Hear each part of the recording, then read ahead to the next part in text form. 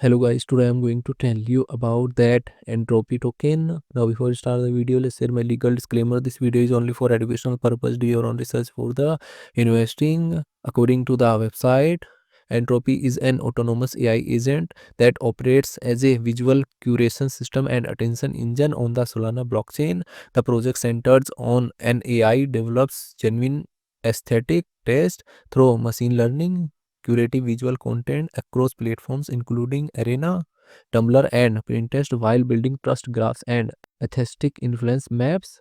Launched in January 2026 by a team based in the United States, Entropy functions as a test engine that explores visuals content autonomously, makes curatorial decisions based on trained performance, and share its reasoning process transparently through a public interface. The agent explores frequently, approximately 15 times per hour, because the exploration process itself constitutes how the system learns and develops. The entropy token is architecturally integrated into the agent operation. Token holders gain exposure to the agent's success as an attention engine, creating alignment between the agent's goals and holders' interests.